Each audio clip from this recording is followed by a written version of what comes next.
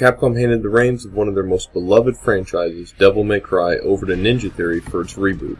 After seeing the first trailer, fans were less than pleased to say the least, nitpicking over how this new Dante was not the Dante they had known and loved.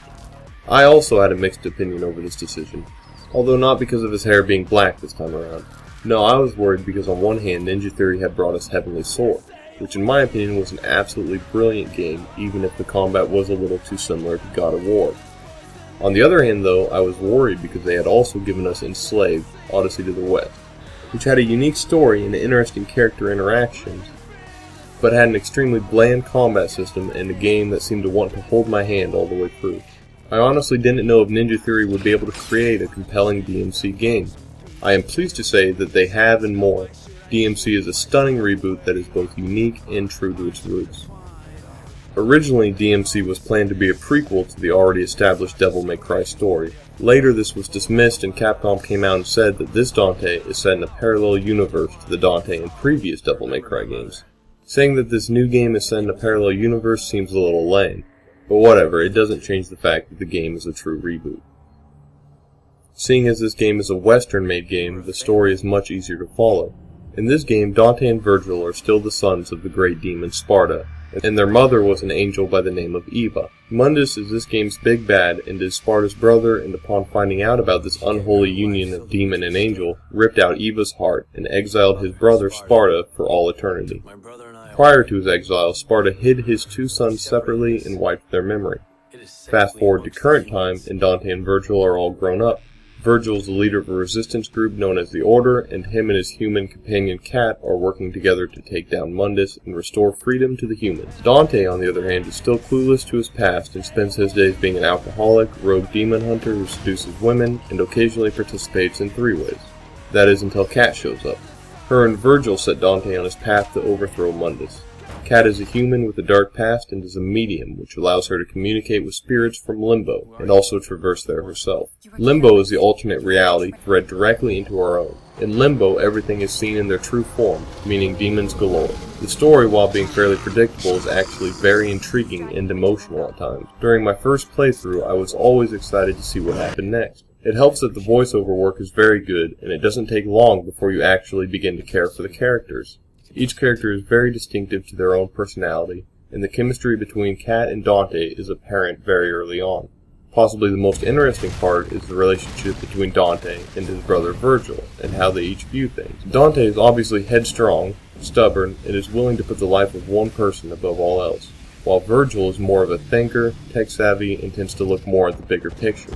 The ending of the game is a little lackluster, but has sequel potential. Structurally, this game is set up almost exactly like previous Devil May Cry games, which is a good thing. By that I mean the game is obviously linear, progression through the game is mission by mission, and the Triple S ranking system makes a return. The game also features all the difficulties one comes to expect from a DmC game. You've got your human, devil hunter, Nephilim, son of Sparta, and for the truly patient, Dante Must Die mode. It also has returning spin-off difficulties like Heaven or Hell, where enemies and yourself die in one hit, along with Hell and Hell mode, where you still die in one hit, but your enemies do not. Plus, this game will even bring about the return of the absolutely grueling Bloody Palace mode in a future free DLC. The game also has a very familiar upgrade system and has several divinity statues placed throughout each level, which are used to upgrade your character and to buy items to help you stay alive through the levels. This game is absolutely gorgeous in every way. The characters look great, the cinematics are stunning, and the character animations are beautiful to behold. What really brings this game to life, though, is the level designs. When you're in Limbo, the levels will break apart, creating branching pathways, footholds will disappear beneath you, and at times the level itself will literally try to kill you. At times, these moments will both surprise and amaze you. One can't help but gaze in awe at the level of detail that was put into some of these levels.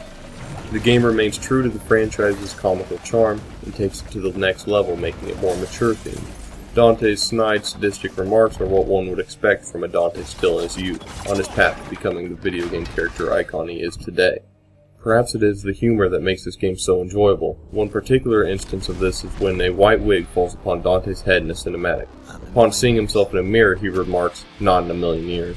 As already stated, the dialogue in this game is very good. This level of good is mirrored in the game's other sounds. During certain battles, the hardcore classic Devil May Cry music will play, which adds an extra dimension to the battles. No longer are the days where we constantly listen to Dante's catchphrases such as "blast off," which in my opinion is a blessing. I'm glad that Dante's phrases are no longer scripted into particular moves Dante performs. This is a Devil May Cry game, so the most critical part is the combat system. Luckily, the combat in this game does not disappoint. It is probably the most unique combat system I have seen in recent years. It retains the core Devil May Cry combat we've all come to love, and then adds on to it. Probably the newest and most intriguing part of the combat is the addition of Dante's demon and angelic weapons. Demon weapons are tailored to holding down the right trigger while performing an attack, while angelic weapons are tailored to the left trigger. All weapons are completely accessible and interchangeable by pressing the corresponding direction on the D-pad. Weapons can even be swapped out mid-combo, change the combo, and chain different weapon combos together. The combat has a very nice flow to it, and it allows for more advanced players to intricately chain together some insane combos that potentially could use every weapon in Dante's arsenal. The combat is easily accessible to anyone, allowing some simple but flashy combos to be pulled off, though only the more patient and skilled players will be able to master the timing and weapon change. The combat is a perfect example of the easy to learn, hard to master phrase. Enemies of this game stay true to the theme of older games, but have a more interesting flair to them. A lot of the enemy designs look very creative, and the developers do a very good job of making the player diversify their weapon choice to deal with their foes. For instance, certain demons can only be slain while using a demon weapon or an angel weapon, while other enemies are just more resistant to certain attacks and vulnerable to others.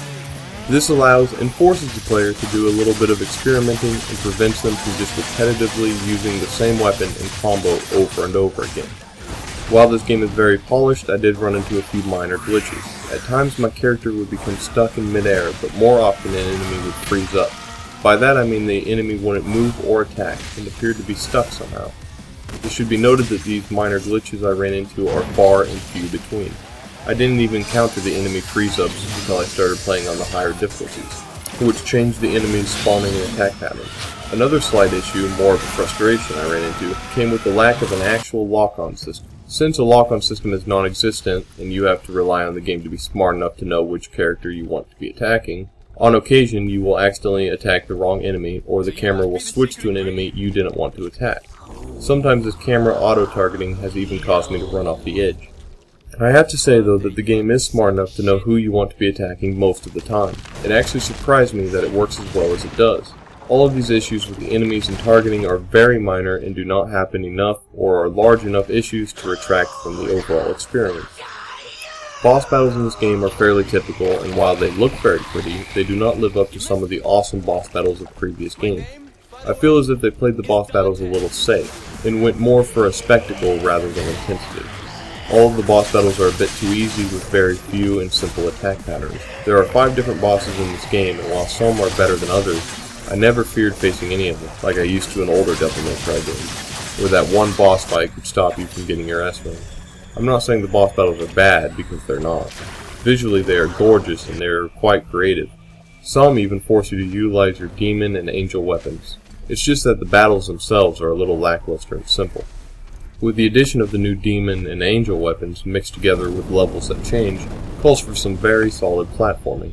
Dante is now able to use a demon hook to pull chunks of the level towards him, and he is able to use his angel hook to pull himself towards other pieces. Mix this with his classic double jump, creates for possibly the best platforming of any Devil May Cry game.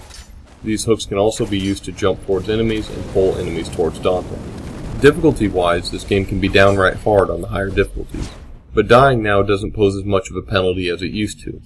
After getting a game over, no longer will you have to replay the entire level. Instead, checkpoints are given very frequently. I'm assuming this change was made to make the game more appealing to everyone, and allow for more people to be able to tackle the higher difficulties. This decision isn't really a huge issue in my opinion, because that's where the ranking system comes in. While a competent player will be able to get through Dante Must Die mode, only a hardcore player will be able to triple S every mission on Dante Must Die mode. So it doesn't really matter if the game is more accessible, because the rating system will show a clear distinction between how good a player actually is. The game has an expected and necessary leaderboard showing every person's score on every difficulty for every mission. The game also rewards the player by slowly dishing out the content. Beating the game on certain difficulties will unlock extra character costumes and more difficulties. This allows for a sense of reward to the player and incentive to continue playing. The game even features an achievement tracker and tons of game stats to view. DmC is an absolute blast to play. The combat system is intuitive and tailored for both the casual and hardcore. This is a reboot that surprisingly doesn't disappoint. It is able to appeal to a new generation of people who have never played a Devil May Cry game, and is still able to create a unique and satisfactory experience for its already established fan base. While the game seems different without its Japanese influence, different isn't necessarily a bad thing. I can't believe I'm saying this, but I actually kind of hope that Ninja Theory gets a chance to make a sequel. Having said that though, I still want to see Devil May Cry 5 first. The Devil May Cry Reboot gets a 9.25 out of 10. Game over.